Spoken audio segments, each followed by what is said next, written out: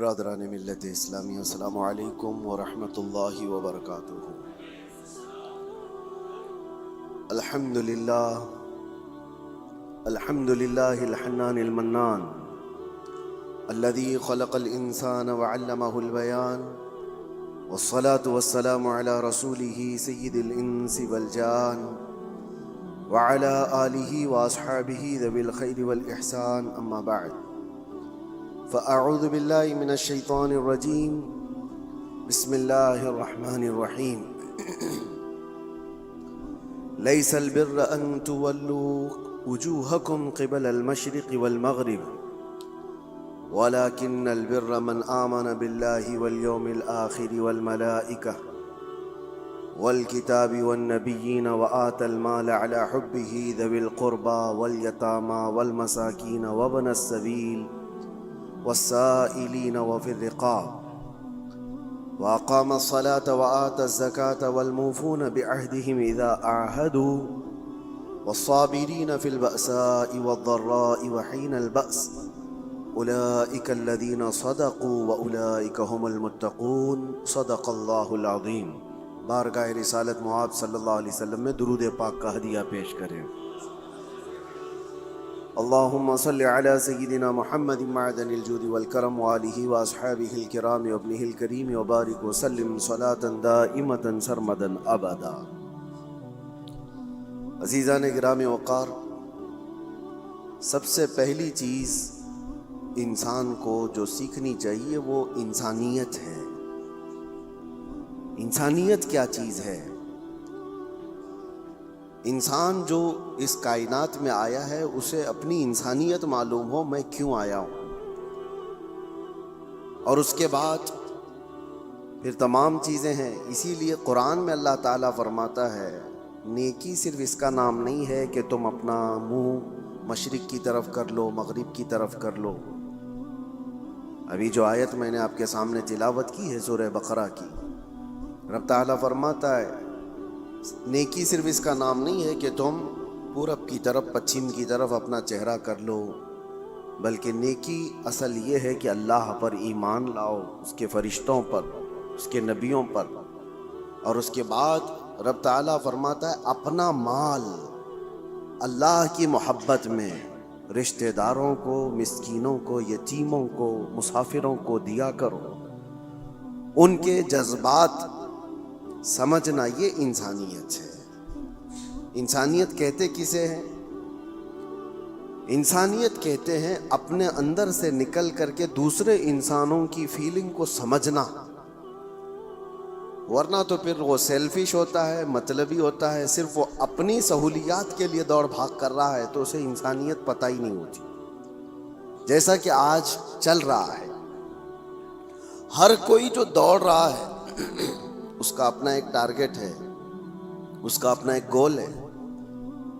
وہ چاہے بڑے سے بڑا نیتا ہو، وہ جہاں تک بھی پہنچ جائے وہ خاموش نہیں ہے، اس سے آگے دوڑ رہا ہے۔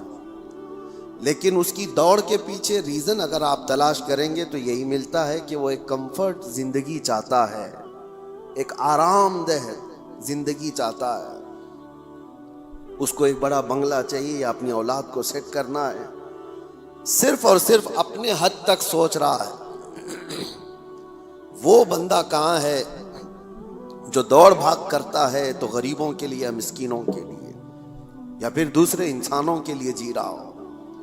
انسانیت اس کو کہتے ہیں۔ وہ بہت خال ہیں، آج بہت کم لوگ ہیں۔ میں نہیں کہتا کہ صفحہ ہستی سے مٹ گئے، بہت کم ہیں۔ انسانیت کے لیے سب سے پہلے اس روئے زمین پر میں آپ کو بتاتا ہوں، قانون کی شکل میں کوئی اگر یہاں انسانوں کے پاس کوئی چیز آئی، دستاویز آئی، تو سب سے پہلے اسلام نے لایا ہے۔ سب سے پہلے اللہ کے حبیب صلی اللہ تعالی علیہ وسلم نے صرف اور صرف نمازوں کی، زکوٰۃ کی، حج کی تبلیغ نہیں فرمائی۔ آپ اگر حضور پاک صلی اللہ تعالیٰ علیہ وسلم کی تعلیمات کا حصہ دیکھیں تو اکثر حصہ یہ انسانیت کے متعلق ہے۔ اور سب سے پہلے آپ کو میں اگر یہ بتاؤں، حضور پاک صلی اللہ علیہ وسلم نے یہ فرمایا وہ شخص مومن ہی نہیں جس کے شر سے، جس کے فتنے سے اس کا پڑوسی محفوظ نہ ہو، وہ مومن نہیں ہے۔ دوسری حدیث ہے اللہ کے حبیب صلی اللہ علیہ وسلم فرماتے ہیں کہ وہ شخص ایمان والا نہیں ہو سکتا کہ پیٹ بھر کر کھا کر سویا ہو اور اس کا پڑوسی بھوکا سو رہا ہو۔ ایک روایت میں ہے کہ جب تم اپنے گھر میں سالن بناؤ تو پانی تھوڑا سا زیادہ کر لو تاکہ تم اپنے پڑوسی کو بھی وہ پہنچا سکو۔ ضروری نہیں کہ پانی والا ہی پہنچائے، اگر تمہاری استطاعت نہیں ہے تھوڑا سا ہی بنتا ہے تو یہ ایک مثال دی گئی ہے۔ یہ ہیں دوسروں کے حقوق کے سلسلے میں اسلام کی تبلیغ۔ آپ کو میں بتاؤں یہ انسانیت ہے، اور جس سے آج دنیا فراموش کر چکی ہے۔ سب کے سب اکثر مطلبی لائف جینا چاہتے ہیں، سیلفش لائف، جس میں صرف اور صرف اس کا اپنا چاہیے۔ اور خاص طور پر یہ بڑے بڑے شہروں کی بات میں اگر کہوں، میٹروپولیٹن سٹیز جو ہیں، بڑے بڑے اپارٹمنٹ میں رہنے والے لوگ، حیرت ہوتی ہے اسی فلور پہ 25 سال سے لوگ رہ رہے ہیں، لیکن ان کو پتہ ہی نہیں ہے کہ پڑوس میں کون رہتا ہے۔ بلڈنگ میں جنازہ نکل رہا ہوتا ہے اور لوگوں کو پتہ ہی نہیں ہوتا کہ کون مرا آج۔ انسانیت ایسی نہیں تھی پہلے میاں۔ گاؤں کی آج بھی تہذیب ایسی ہے کہ گاؤں کے کسی بھی گھر میں چھوٹی سی بھی بات ہو تو پورے گاؤں والوں کو خبر ہو جاتی ہے اور سب اس کے گھر جمع ہو جاتے ہیں۔ یہ شہروں میں خاص طور پر زندگی انسانیت سے ہٹتی چلی جا رہی ہے۔ سیلفش لائف جینا چاہتا ہے انسان، میں بھلا میری لائف بھلا بس، بلکہ سارے رشتے ناتے سب ختم کر کے دنیا اس کو پوش لائف کہتی ہے۔ کچھ ایسی سوسائٹیز ہیں جہاں پر گیٹ بھی لگا دیے گئے کہ لوگ آنا جانا نہ رکھیں، کوئی آ نہ سکے ہمارے گھر، اور گھر ایسے بنائے جائیں کہ زیادہ طور پر گھر میں کوئی آ کر کے رہ نہ سکے۔ یہ ساری انسانیت سے گری ہوئی حرکات ہیں۔ آؤ مصطفیٰ کریم صلی اللہ تعالیٰ علیہ وسلم کے اس معاشرے میں، حضور کی بارگاہ میں ایک دن کوئی مہمان آیا۔ اللہ کے نبی صلی اللہ تعالیٰ علیہ وسلم نے فرمایا کوئی ہے میرے صحابہ میں جو میرے اس مہمان کی مہمان نوازی کرے آج؟ کون نہیں کرتا؟ ایک صحابی حضرت طلحہ اٹھتے ہیں، کہتے ہیں یا رسول اللہ میں ان کو گھر لے جاتا ہوں، جبکہ گھر کی کیا سچویشن ہے انہیں خبر نہیں ہے۔ ہوتا ایسا ہی نا کہ گھر میں کھانا ہے بھی کہ نہیں ہے پتہ نہیں ہو تو کسی اور کو کیسے لے کے آئیں گے، لیکن اس صحابی نے کہا رسول اللہ کا مہمان ہے لے کر چلیں گے۔ جب گھر لے کر کے آئے تو آج کی بیویاں نہیں تھی جو کوستی کہ آنے سے پہلے اطلاع تو کر دیتے، دودھ چائے کا انتظام تو کر لیتی، یہ جو آج کوستی ہیں نہ، وہ صحابیہ تھی، اپنے شوہر سے کہتی اتفاق ایسا ہے کہ آج ہمارے گھر میں صرف ایک آدمی کے کھانے کی بھر کی چیز موجود ہے، اور وہ لوگ پہلے سے 3 لوگ تھے، شوہر بیوی اور بیٹا، مہمان ایک آیا ہے۔ تو حضرت طلحہ گھبرائے اور کہا صرف ایک آدمی کھا سکتا ہے اور ہم 4 لوگ ہیں، کیا کیا جائے؟ رسول اللہ کا مہمان ہے۔ وہ صورت نہیں ہے کہ یہیں سے باہر سے مصافحہ کر کے بھیج دیا جائے۔ صحابیہ خود کہتی ہیں، زوجہ صحابی کی کہتی ہیں آپ گھبرائیں مت، بچے کو میں تھپک کر کے سلا دوں گی کسی طرح، رات کو وہ سو جائے گا، اور جب آپ دسترخوان پر بیٹھیں میں کھانا لا کر کے پیش کر دوں گی اور چراغ گل کر دینا۔ دیکھیے آپ، چراغ جو روشنی دے رہا ہے اس کو گل کر دینا۔ اور وہ صحابی کہتے ہیں ہاں ٹھیک ہے، میں صرف اور صرف چبانے کی آواز کرتا رہوں گا اور مہمان رسول پیٹ بھر کر کھا لے گا۔ یہ گھر کی مزاج میں آپ کو بتا رہا ہوں۔ کھانا رکھا گیا اور جیسے ہی کھانا آیا چراغ گل ہو گیا، اور مہمان کو کہا گیا کہ آپ کھاتے رہو، چراغ جلنے تک وقت لگ جائے گا، اور یہ صحابی صرف اور صرف اپنا منہ چلاتے رہے تاکہ مہمان کو لگے کہ میں بھی کھا رہا ہوں۔ ایک لقمہ بھی نہیں کھایا، بلکہ پورا اس مہمان کو کھانے دیا۔ جب پیٹ بھر کر وہ کھا لیے تو تینوں گھر کے افراد بھوکے سوئے رہے، اور اللہ کے نبی کا یہ مہمان جو ان کے گھر کا بھی مہمان تھا پیٹ بھر کر کھایا اور سویا۔ صبح فجر میں یہ صحابی اٹھ کر کے حضور پاک صلی اللہ تعالیٰ علیہ وسلم کے دربار میں حاضر ہیں، مسجد میں آئے ہیں۔ اس سے پہلے کہ وہ آتے میرے آقا مسکرا کر استقبال کے لیے کھڑے ہیں اور فرماتے ہیں طلحہ تم نے کیا مہمان نوازی کی کہ اللہ تعالیٰ سلام بھیج رہا ہے؟ کیا مہمان نوازی کی کہ فرشتے اس پر رشک کرتے ہیں؟ عزیزان گرامی وقار، یہ انسانیت تھی جو رسول اللہ صلی اللہ تعالیٰ علیہ وسلم نے معاشرے میں صرف اور صرف پھیلائے نہیں، پلایا تھا۔ جنگ موتا کا وہ واقعہ اکثر بیان بھی ہوتا ہے کہ ایک جنگ ایسی بھی آئی کہ جس میں ایک صحابی وہ کہتے ہیں میں زخمیوں کو پانی پلاتا تھا، جو زخم کھا کر کے گر جائے اس کو میں اپنے مشکیزے سے پانی پلاتا۔ ایک جگہ پر ایک صحابی زخم کھا کر گر گئے اور ان کا آخری وقت لگ رہا تھا، میں پانی لے کر ان کے پاس گیا، وہ العطش العطش کہہ رہے تھے، پیاس پیاس، مگر جب قریب پہنچا تو کسی اور زخمی کی آواز آئی، تو اس صحابی نے کہا میرے اس بھائی کو پہلے پلا دو، تمہارے پاس پانی تھوڑا سا ہے اس کو پلا دو۔ یہ صحابی کہتے ہیں میں دوسرے کے پاس گیا تو ایک تیسرے کی آواز آئی، دوسرے نے بھی کہا کہ جاؤ مجھ سے پہلے اس کو پلا دو۔ تیسرے کے پاس گیا تو وہاں جاتے وقت یہ صحابی کہتے ہیں ان کا انتقال ہو گیا، وہ پی نہ پایا۔ میں پلٹ کر کے آیا کہ ان دونوں کو پلا دوں تو واپس آ کر دیکھا تو ان دونوں کی بھی جان جا چکی تھی، ایک دوسرے کے لیے انہوں نے پانی تک نہیں پیا۔ یہ معاشرہ تھا اسلام کا، اور رسول اللہ صلی اللہ تعالیٰ علیہ وسلم نے جو انسانیت کے اعلیٰ اقدار اپنے صحابہ میں پیدا کیے تھے، میرے عزیزوں بیان کرنا یہ آسان ہے، اس کو پریکٹیکل اپنی لائف میں لے کے آنے کی کوشش کریں، اپنی زندگیوں میں اس کو لے کر کے آئیں۔ انسانیت وہ نہیں ہے کہ جو آج لوگ سمجھتے ہیں گھر میں کھانا بنا تھا اور اس کے بعد بچ گیا تو ہم دوسروں کا بھی خیال کرتے ہیں، تم اپنا کچرا کسی اور میں ڈم کرنا چاہ رہے ہو، خیال نہیں کر رہے ہو۔ خیال اس کو کہتے ہیں کہ جب گرم کھانا بنا ہوا ہو اور پہلے کسی اور کا خیال آ جائے، پہلے کسی فقیر کا خیال آ جائے۔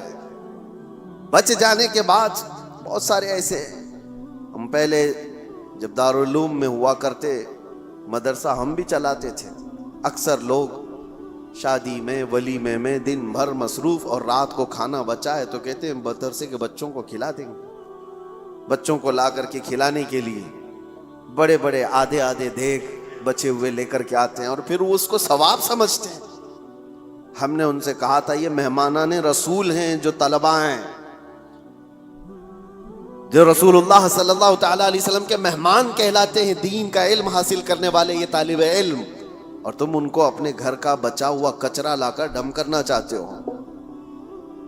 کیا تم سمجھتے ہو اور اس کو نیکی سمجھ رہے ہو اور فخر کر رہے ہو؟ فخر اس وقت ہوتا جب تمہارا کھانا بن کر تیار ہوتا، تمہارے اپنے کھانے سے پہلے مہمانان رسول کا خیال کیا ہوتا کہ ان کا بھی اتنا حصہ ہے اس کے اندر۔ عزیزان گرامی وقار، انسانیت صرف اور صرف اپنی خاطر جینے کا مطلب نہیں ہے، انسان جیے تو اللہ تبارک و تعالیٰ کی اس مخلوق کے لیے، اور اسی لیے اللہ کے حبیب صلی اللہ تعالیٰ علیہ وسلم کی وہ حدیث میں آپ کو سنا دوں تاکہ زندگی جینے کا آپ کو سلیقہ ملے۔ حضور اکرم صلی اللہ تعالیٰ علیہ وسلم فرماتے ہیں من نفس کربت اخیہ نفس اللہ کربتہ یوم القیامہ، جس نے اپنے کسی بھائی کی کسی ایک تکلیف کو آسان کر دیا، کسی تکلیف میں پھنسا ہوا تھا، وہ کسی دشواری میں ملوث تھا، آپ نے اپنی محنت سے اپنے کسی بھائی کی تکلیف کو آسان کیا، میرے آقا فرماتے ہیں قیامت کے دن اس کی تکلیفوں کو اللہ آسان کر دے گا۔ اور کیا چاہیے، اور کیا چاہیے؟ آخرت میں اگر ہماری تکلیفیں کھل جاتی ہوں اس سے بڑا آپ کو اجر کیا چاہیے؟ وہاں کے حالات تو ایسے ہیں کہ بڑے بڑے لوگ ڈرے ہوئے ہوں گے، پتہ نہیں چلتا کہ نمازیں بخشوا لیں گی یا زکوٰۃ یا حج، یا پھر یہ بھی نہیں پتہ چلتا کہ سب میں پکڑے جائیں گے۔ اسی لیے آخرت کے لیے اگر اللہ کے نبی نے یہ وعدہ فرمایا ہے تو یہ بہت بڑی چیز ہے میرے عزیزوں۔ راستے سے تکلیف دہ چیز کو ہٹانا، حضور فرماتے ہیں اماطۃ الاذی عن الطریق صدقۃ، راستے سے تکلیف دینے والی کسی چیز کو اٹھا دینا ایک صدقے کا ثواب ہے، ایک صدقے کا ثواب ہے۔ میں نے پڑھا تھا، ایک بزرگ تھے، آپ کو حیرت ہوگی سن کر کے، پہاڑ کے اوپر انہوں نے 60 سال زندگی گزاری. 60 سال کس کام کے لیے جانتے ہیں آپ سوچتے ہوں گے گوشہ نشین اکثر جو بڑے بزرگان دین کا سنتے ہیں ہم کہ وہ عبادت کے لیے مخلوق سے دور چلے جاتے ہیں. نہیں، اس بزرگ کی حیرت کی بات ہے، وہ 60 سال تک پہاڑ کے اوپر ایک راستے پر زندگی گزارتے رہے. کس لیے؟ ان سے کسی نے پوچھا تھا پہاڑوں پر جو راستہ ہو کر گزرتا ہے، گھوڑے دوڑتے ہوئے آتے تھے، تو اکثر آپ نے دیکھا ہوگا آج بھی جو پہاڑوں کے راستے ہوتے ہیں، گھاٹی کے راستے جن کو کہتے ہیں، بہت اس کے اندر ٹرن ہوتے ہیں، وہ سیدھے راستے ہوتے نہیں ہیں، بہت زیادہ اس کے اندر پیچ ہوتے ہیں. وہ بزرگ ایک ایسی جگہ پر اپنی جھوپڑی لگائے ہوئے تھے جس کے پیچھے پوری کھائی تھی اور سامنے سے راستہ تھا، اور وہ ایک ڈینجر جگہ تھی. وہ کہتے ہیں کہ وہ صرف انہوں نے 60 سال وہاں پر اس لیے گزارے کہ آنے والا جو بھی مسافر آتا اس کو سامنے کی کھائی دکھتی نہیں، اور کئی مرتبہ گھوڑے چھلانگ لگا کر ادھر چلے جاتے تھے، وہ کھائی کی طرف چلے جاتے تھے. اس کھائی کے پاس جیسے آج ڈیوائیڈر ہوتا ہے، آج تو بہت کچھ سیفٹی کے لیے چیزیں بنا دی گئی ہیں، یا کھمبا رکھ دیا گیا ہے نشانی کے طور پر کہ یہاں سے ٹرن ہے. اس وقت اس بزرگ نے 60 سال صرف اس لیے گزارے کہ آنے والے مسافروں کو ہم راستہ ٹرن کر دیں، اشارے سے وہ بتا دیتے کہ یہاں پر راستہ ختم ہے، تم یہاں سے موڑ لو. صرف اس کام کے لیے انہوں نے 60 سال گزارے. حیرت ہوتی ہے کچھ وہ لوگ ہیں جنہوں نے اپنی زندگیاں اللہ تبارک و تعالیٰ کی اس مخلوق کے لیے وقف کی، صرف اپنے لیے نہیں جی. اور انسانیت اسی کا نام ہے. اور ایک حدیث پاک مسلم شریف کی میں آپ کو سنا دوں، بلکہ یہ صحیح حدیث کئی صحاح میں موجود ہے، بخاری مسلم. اللہ کے نبی صلی اللہ تعالی علیہ وسلم ارشاد فرماتے ہیں المسلم من سلم المسلمون من لسانہ ویدہ. مسلمان تو وہ ہے جس کی زبان سے اور جس کے ہاتھ سے دوسرے لوگ محفوظ رہیں. وہی مسلمان ہے جس کی زبان سے اور جس کے ہاتھ سے دوسرے مسلمان محفوظ رہیں، اور جو دوسروں کی ٹانگ کھینچنے میں اپنی زندگی گزار دیتا ہو تو اسے اپنے آپ کا احتساب کرنا چاہیے وہ مسلمان ہے یا نہیں. لوگوں نے آپ کے آج کیا سمجھ لیا ہے دین کو. دین کا مطلب داڑھی رکھ لینا اور ٹوپی پہننا اور جبہ پہننا، مسجدوں میں نظر آنا. میں آپ کو بتاتا ہوں دین کے اگر 2 حصے کیے جائیں نا، عبادات اور معاملات. عبادات نماز ہے، روزہ ہے، حج ہے، زکوٰۃ ہے، تسبیح و تہلیل، خیرات، یہ ساری چیزیں عبادات میں آ گئی. عبادات کا کتنا % دین میں ہے؟ اور معاملات میں کیا کیا آ گیا؟ معاملات میں سارے حقوق، ماں باپ کے حقوق، بھائیوں کے حقوق، بہنوں کے حقوق، اولاد کے رائٹس، پڑوسیوں کے رائٹس، استاد شاگرد کے، مالک آقا کے، غلام آقا کے، یہ سارے حقوق، بیوی کے حقوق، شوہر کے حقوق، طلاق، عدت، نکاح، خرید و فروخت، بازاروں کے حقوق، یہ سب چیزیں معاملات میں آ گئے. ایک حصہ ہے دین کا عبادات اور ایک حصہ ہے معاملات. معاملات اور عبادات دین میں کتنے % ہیں آپ کو پتا ہے؟ عبادات کل ملا کر کے 25% ہے اور معاملات 75%. دین میں معاملات 75% ہے اور عبادات 25% ہے. اور آج لوگ کیا سمجھتے ہیں؟ جو عبادات میں بہت نظر آتا ہے ارے وہ دیندار آدمی ہے، نمازوں میں، اس کی داڑھی میں، اس کی ٹوپی میں نظر آتا ہے تو وہ دیندار ہے. میاں وہ تو صرف 25% کا دیندار ہے. اصل دیندار وہ ہے جو معاملات میں اچھا ہے، معاملات میں پکا ہے. یہاں نمازیں بھی پڑھتا ہے اور لوگوں کو دھوکے بھی دیتا ہے. کچھ لوگوں نے داڑھی صرف اس لیے رکھی کہ لوگوں کو ٹوپی پہنائے، لوگوں کو دھوکہ دے. یہ انسانیت نہیں ہے میرے عزیزوں، وہ غدار ہے. اور لوگ جو یہ سمجھتے ہیں کہ لوگ داڑھی والے دھوکہ دیتے ہیں، ایسا نہیں ہے. داڑھی والے نہیں دھوکہ دیتے، دھوکہ دینے والا داڑھی رکھ لیتا ہے. داڑھی والے چور نہیں ہوتے بلکہ چور داڑھی رکھ لیتا ہے. تاکہ وہ اپنی چوری کو آسانی سے نبھا سکے. اس بات کو، فرق کو آپ سمجھا کریں. اور جس نے اس چیز کو استعمال کیا وہ دنیا میں بھی خائب و خاسر ہے، آخرت میں بھی بہت ذلیل و رسوا ہوگا. معاملات میں آپ پکے ہو جائیں. جس کے ساتھ جو بات ہوئی ہے اس کو مکمل رکھیں. باتوں میں ہیرا پھیری نہ ہو.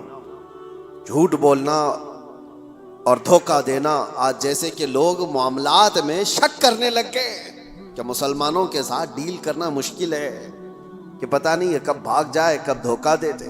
نہیں میرے عزیزو، اللہ کے نبی صلی اللہ تعالی علیہ وسلم نے وہ معاشرہ بنایا تھا جہاں لوگ فخر کرتے تھے مسلمانوں کے ساتھ تجارت کرنے میں، اس لیے کہ دھوکہ اسلام میں جائز نہیں. اور ایک بات میں آپ کو بتا دوں، لوگوں نے یہ محسوس کر لیا ہے کہ صرف مسلمان کو دھوکہ نہیں دینا چاہیے، غیر مسلم کو دے سکتے. اسلام کسی بھی انسان کو دھوکہ دینے کی اجازت نہیں دیتا، چاہے وہ ہندو ہو، کرسچن ہو، یہودی ہو، کسی بھی. غش جس کو کہتے ہیں، دھوکہ اسلام میں جائز ہی نہیں. کسی صاحب نے ہم سے کہا تھا کہ بغیر ٹکٹ کے میں سفر کر لیتا ہوں. کہا کیوں؟ کہا وہ ہماری تھوڑی نہ ہے، وہ تو ان کی ہے، حکومت اس کی ہے، اور وہ تو لوٹ کے کھا ہی رہے ہیں. میرے عزیزو، چور اگر چوری کر رہا ہے تو برابر کی چوری کرے گا، کسی کی بھی ہو، یہ جائز نہیں ہے. اسلام میں غش اور دھوکہ کسی طرح سے جائز نہیں. کئی ایسے مسائل ہمارے پاس آتے ہیں. جاب کرنے والے بچے نوکریاں کرتے ہیں کمپنیوں میں، ان کے مالک نان مسلم ہیں. کئی مرتبہ وہ یہ پوچھتے ہیں کیا ہم اپنی کچھ چیزیں ان سے چھپا کر کے حاصل کر سکتے ہیں جبکہ وہ غیر مسلم ہیں؟ نہ، جائز نہیں ہے. بلکہ وہاں تمہارے لیے اور بڑی ذمہ داری ہو جاتی ہے، اور بڑی ذمہ داری ہو جاتی ہے. صرف تمہارے اس کے ساتھ معاملات ہی نہیں ہے، بلکہ اس وقت تم اسلام کے ریپریزنٹیٹیو ہو، وہ تمہارے ذریعے سے اسلام کو دیکھ رہا ہے. انگلینڈ میں ایک مسئلہ ایسا پیش آیا تھا. بس کا ایک کنڈکٹر ٹکٹ دیتے دیتے اٹھنی، جس کو وہاں پر پینی کہا جائے، ہاف پاؤنڈ، ہمارے یہاں کی اٹھنی جس طرح سے ہو، 1 روپے کے 2 حصے، ہاف پاؤنڈ ایک بندے کو زیادہ دے دیا اس نے ٹکٹ میں، ٹکٹ کے بچت میں واپس. اور اس کے بعد ہو سکتا ہے غلطی سے اس طرح پیسے آ جاتے ہیں. وہ مسلمان تھا، اس نے رکھ لیا، اور اس کو پتا بھی ہے کہ میرے پاس ہاف پاؤنڈ زیادہ آیا ہے. وہ رکھ لیا. سفر تقریباً 1 گھنٹے کا تھا. کئی مرتبہ وہ بندہ سوچتا بھی رہا کہ ہاف پاؤنڈ واپس کر دوں. پھر اس نے دل میں یہ سوچا، ہاف پاؤنڈ سے اس کا ہونے والا کیا ہے؟ یہ تو اچھی سیلری والا ہے، ہاف پاؤنڈ سے اس کا کیا بھلا ہونے والا ہے؟ میرے پاس رہ گیا تو کون سی بڑی بات. رکھا رہا.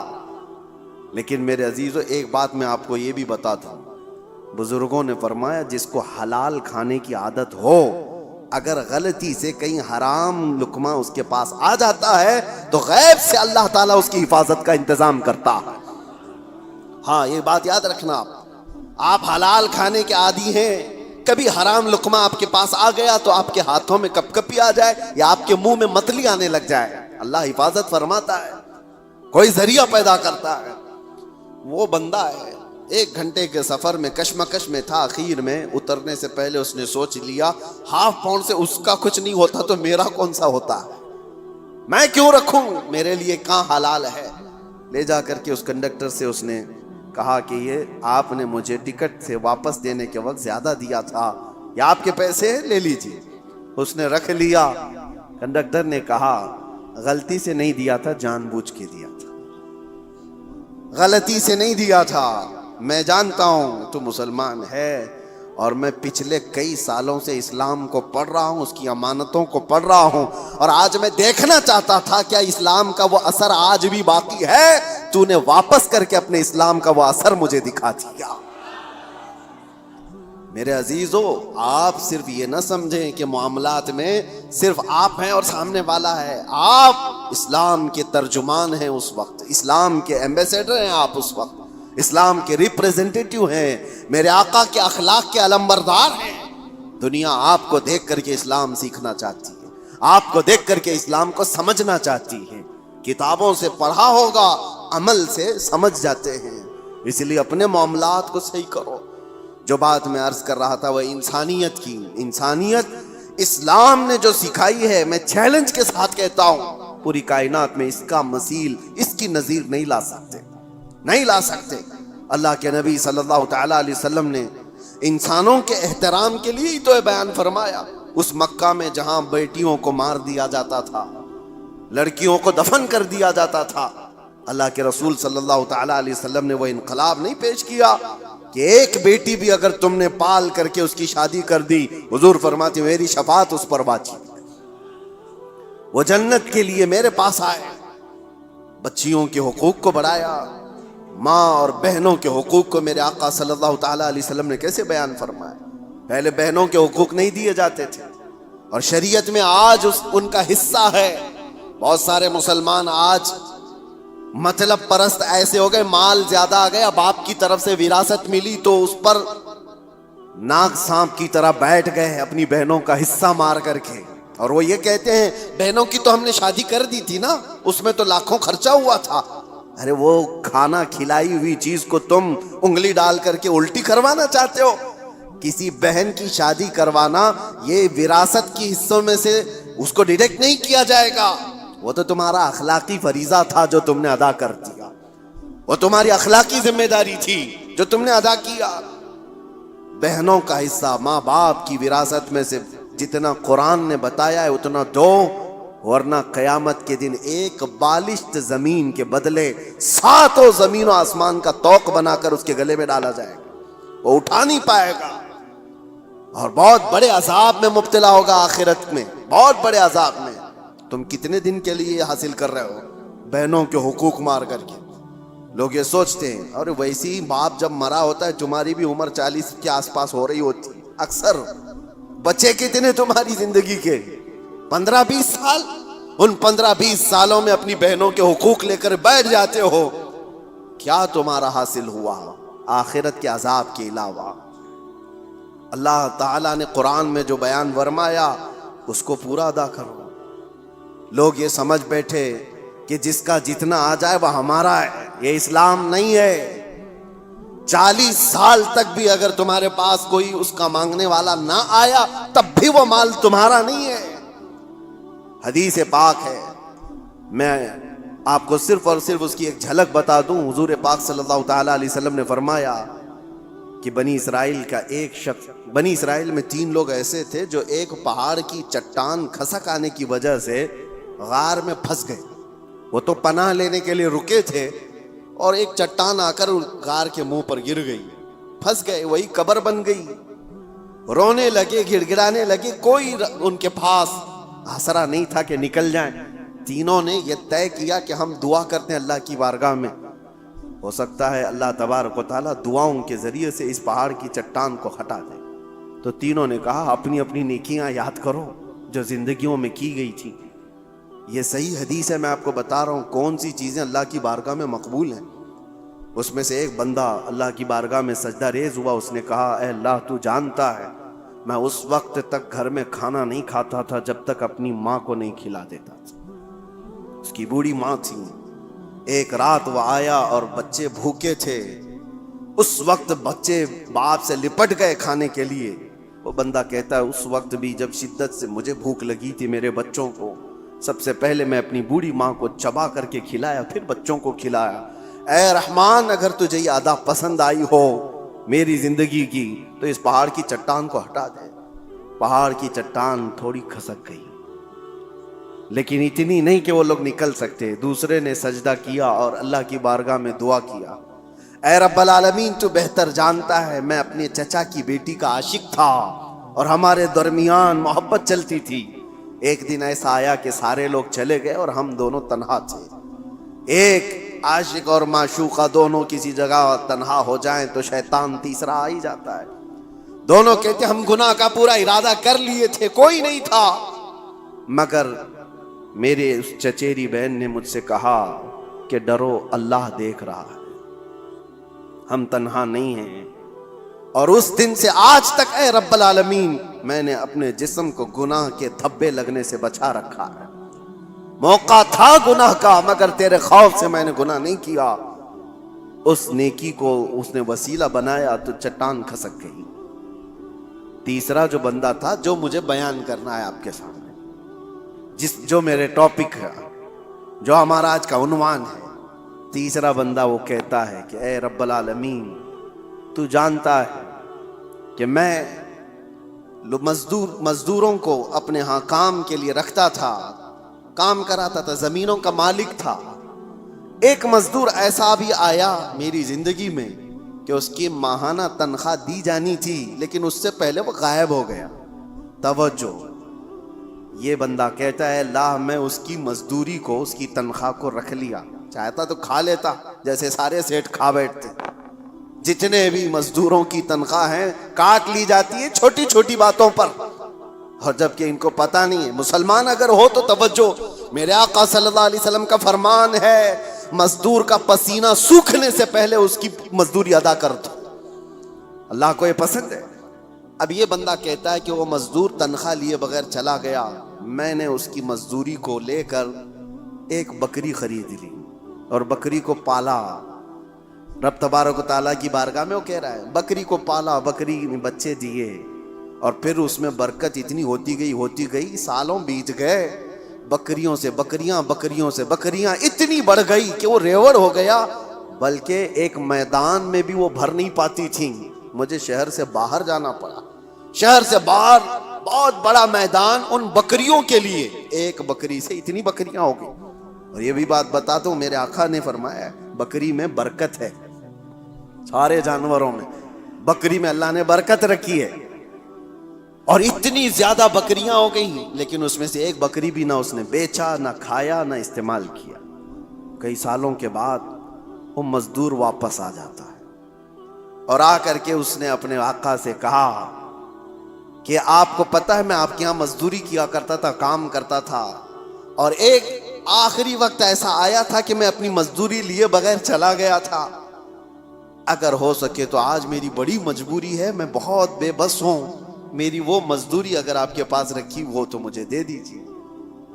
یہ بندہ کہتا ہے میں اس مزدور کا ہاتھ پکڑا اور لے جا کر کہا یہ ساری بکریاں تیری مزدوری کی، یہ تیری تنخواہ ہے. اس نے کہا سیٹھ صاحب کیا مذاق کر رہے ہو میرے ساتھ، میری تنخواہ اتنی نہیں ہے کہ ایک بکری بھی آ سکے آج کے زمانے میں، اتنی ساری بکریاں.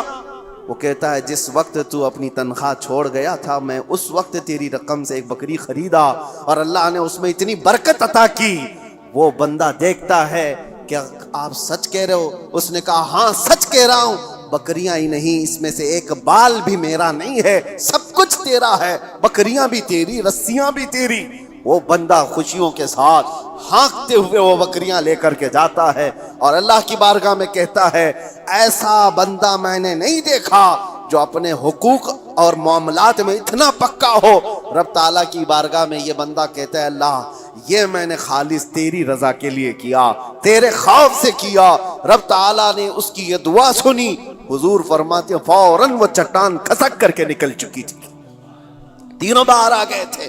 بڑی بڑی مصیبتوں میں آج بھی ہم گرفتار ہیں. ہمارے پاس ایسی کوئی چیز ہے تو رکھو اور دعا کرو. ہم نے کسی انسان کے ساتھ اگر اس کی مصیبتوں میں ایسا سلوک کیا ہے تو وہ بھی اللہ کی بارگاہ میں آج رکھو، دیکھیں مصیبتیں کیوں نہیں دور ہوتی. ہم نے تو ایسی چیزیں کہاں رکھی ہیں. اسی لیے معاملات میں اسلام بہت زیادہ تاکید کیا ہوا ہے. میرے عزیزو کچھ لوگوں کو باتیں کڑوی لگتی ہیں لیکن یہی صحیح ہے عزیزو، یہی صحیح ہے. آج اگر تم ان حقوق کی پامالی کرو گے تو قبر بھی ہے اور آخرت بھی ہے. میں ان کی بات نہیں کرتا جن کا آخرت کا تصور ہی نہیں. آپ کو آخرت میں اللہ کی بارگاہ میں کھڑا ہونا ہے، حساب دینا ہے، اس لیے اپنے معاملات کو صحیح رکھو. ایک لقمہ بھی بلکہ ایک جنازہ میرے آقا کی بارگاہ میں ایسا آیا تھا، صحابہ کھڑے ہیں صفے لگائے ہوئے ہیں. حضور نے پوچھا اس مرے ہوئے آدمی پر کسی کا کوئی قرضہ باقی ہے؟ جماعت میں سے ایک نے کہا یا رسول اللہ 2 درہم کا قرضہ باقی ہے. حضور پیچھے آ جاتے ہیں اور کہتے ہیں صلو علی صاحبکم ولا اصلی علیہ، تم چاہو تو اپنے اس ساتھی کی جنازے کی نماز پڑھ لو، میں نہیں پڑھنے والا. اللہ کے نبی نے فرمایا میں اس کی جنازے کی نماز نہیں پڑھوں گا. 2 درہم کا قرضہ باقی تھا بس. ہم تو اس کو بس کہتے ہیں نا تھوڑا سا. اللہ کے نبی نے فرمایا میں اس کی نماز جنازہ نہیں پڑھوں گا. دوسرے ایک صحابی نے حضور کی بارگاہ میں عرض کیا آقا میں اس کی ضمانت لیتا ہوں. حضور نے پوچھا کب تک ادا کرو گے؟ انہوں نے کہا مجھے شام تک کا وقت دیا جائے, اس کی طرف سے جس کا قرضہ باقی ہے میں وعدہ کر دوں گا. جب انہوں نے یہ ضمانت لے لی تو اللہ کے نبی صلی اللہ علیہ وسلم نے نماز پڑھائی. یہ ہے اسلام. اور بڑے بڑے حقوق کی پامالی کرنے کے بعد اگر لوگ یہ سمجھتے ہیں کہ مسلمان ہونا اسی کا نام ہے, داڑھی ہو, ٹوپی ہو, جبہ کبا ہو, معاملات میں اگر گرا ہوا ہے تو اس کے اندر اسلام کی بو باس نہیں آئی ہے, وہ ایمان کا حصہ نہیں رکھتا ہے. اور اخیر میں یہ عرض کروں گا ساتھی, یہ تو مسلمانوں کے معاملات تھے.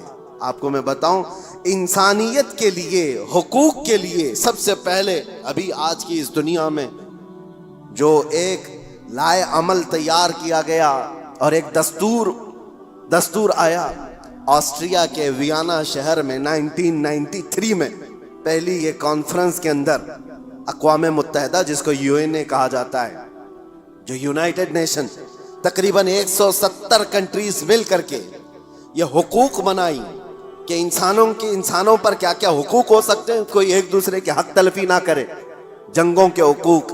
یہ ساری چیزیں کب بنی ہیں؟ یہ آپ فیڈریشن ہے, اس کا نام ہے ویانا فیڈریشن. اس نام سے یہ پوری دنیا میں عام کیا گیا. 1993 کی بات کر رہا ہوں, آج سے تقریباً صرف اور صرف 32 سال پہلے. سمجھ رہے ہیں آپ؟ 32 سے 33 سال پہلے پوری دنیا میں انسانوں کے حقوق کے لیے ایک لائحہ عمل بنایا گیا, ایک دستور بنایا گیا. مجھے حیرت ہوتی ہے پڑھ کر, اس نئی دنیا میں صرف 32-33 سال پہلے تم انسانوں کے حقوق لائے ہو.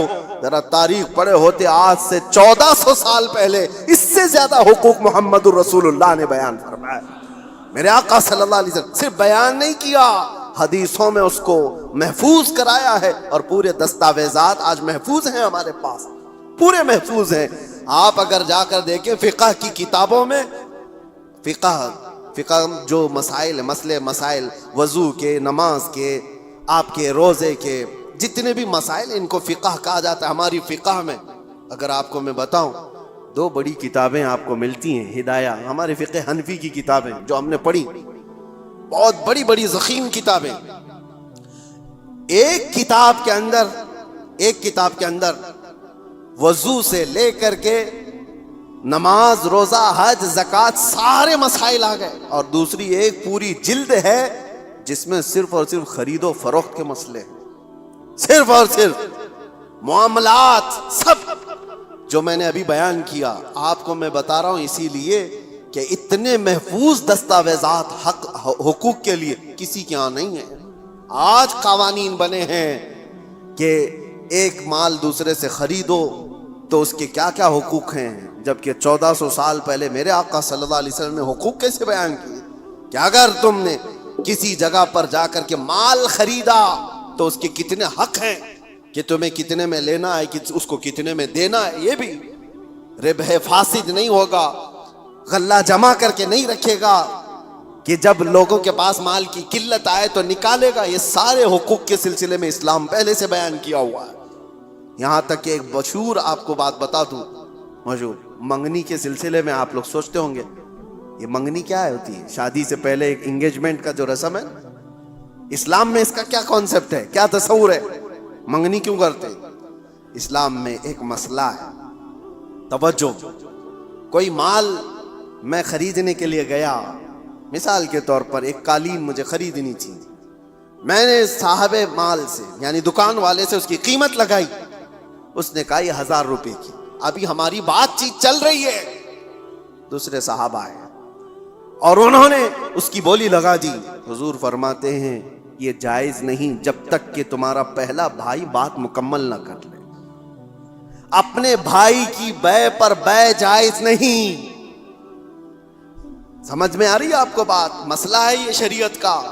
میں اگر خرید رہا ہوں تو دوسرا اس میں گھس کر کے نہ خریدی کی بات نہ کرے جب تک میری ڈیل مکمل نہیں ہو جاتی. یا تو میں چھوڑ دوں یا تو میں لے لوں، نکل جاؤں، اس کے بعد دوسرے کا حق ہے۔ یہ اسلام کا مسئلہ ہے۔ یہی کانسیپٹ ہے منگنی کا۔ منگنی کیوں کی جاتی ہے؟ کسی لڑکی کو آپ نے دیکھا، پیغام نکاح بھیج دیا اور لڑکی نے قبول کر لیا، شادی ابھی نہیں ہوئی، اور یہ اعلان کیا جا رہا ہے، اللہ کے نبی صلی اللہ علیہ وسلم نے فرمایا تمہارے بھائی نے کسی لڑکی کو نکاح کا پیغام بھیج دیا ہے تو اپنے بھائی کے پیغام پر پھر کوئی دوسرا آدمی پیغام بھیج نہیں سکتا، حرام ہے اس کے لیے۔ اب وہ اس کو پوچھ نہیں سکتا، کیونکہ جب تک ان کی ڈیل مکمل نہ ہو جائے، یا تو ٹوٹ جائے، ختم ہو گئی کہ نہیں کرنا ہے شادی، تو اس کے بعد نئے سرے سے اگر کوئی چاہے تو پھر اس کے پاس پیغام نکاح بھیج سکتا ہے، ورنہ جب تک کوئی مسلمان کسی عورت کے نکاح کے پیغام بھیجا ہوا ہے اس وقت تک دوسرا کوئی اس کو پیغام نکاح نہیں بھیج سکتا۔ یہ ہے حقوق اسلام میں، اتنا زیادہ محفوظ رکھا گیا ہے۔ حیرت کی بات یہ ہے کہ مسلمان آج کم علم ہو گئے، جاہل ہو گئے، پڑھتے نہیں ہیں، ورنہ تمہارے دین میں اللہ تعالیٰ نے کوئی کمی نہیں رکھی، کوئی ایک ادنا سا شائبہ بھی نہیں ہے۔ یہ وہ دین ہے جس کی شروعات ہوتی ہے الف لام میم ذالک الکتاب لا ریب فیہ، یہ وہ عظمت والی کتاب ہے جس میں شک کی گنجائش ہی نہیں۔ آؤ میرے عزیزو، مصطفیٰ کریم صلی اللہ تعالیٰ علیہ وسلم کے قدموں میں اس دین سے بہتر دستور تمہیں کائنات میں کہیں نہیں ملے گا، اس سے بہتر زندگی تمہیں کہیں نہیں ملے گی۔ جانوروں والی زندگی یہاں نہیں ہے جو انسان کو آج فیشن کے نام پر اٹھا کر کے بازار کی زینت بنایا گیا ہے، بلکہ یہاں میں سچ بتاؤں لوگوں نے میٹل تو بنا کر ترقی کی ہوگی، ایروپلین تک بنایا ہوگا، کمپیوٹر بنایا ہوگا، موبائل بنایا ہوگا، لیکن مدینے کے تاجدار نے انسان بنائے ہیں، انسان بنائے ہیں، اور انسان بنانا کائنات کا سب سے بڑا چیلنج ہے۔ میٹل سے تو کچھ بھی بنا لو گے، لیکن انسان کے اندر انسانیت ڈال کر اس کو اعلیٰ بنا دو، یہ بہت بڑے کمال کی بات ہے۔ اور یہ بات کہیں ملتی ہے امریکہ میں، یو کے میں، کہیں پر بھی جاؤ، ان سے پوچھو بنے ہوئے انسان کہاں ہیں، ان کے پاس میٹل کی ترقیاں بہت ہیں، روح سے پرمغز کوئی انسان نہیں ملتا۔ ہاں انسان اگر کہیں بنائے گئے ہیں تو وہ تاجدار مدینہ کے دربار میں ابو بکر آئے تھے تو صدیق بنائے گئے ہیں، عمر آئے تھے تو فاروق بنائے گئے ہیں، عثمان آئے ذوالنورین بنائے گئے، علی آئے تھے 9 سال کی عمر میں، میرے مصطفیٰ نے حیدر کرار بنا کر بھیجا ہے۔ انسان بنائے گئے ہیں، اپنے آپ کو بھی انسان بناؤ تو آؤ میرے مصطفیٰ کریم کے قدموں میں اٹھو، قوت عشق سے ہر پست کو بالا کر دو، دہر میں نام محمد سے اجالا کر دو۔ وآخر دعوانا الحمدللہ رب العالمین۔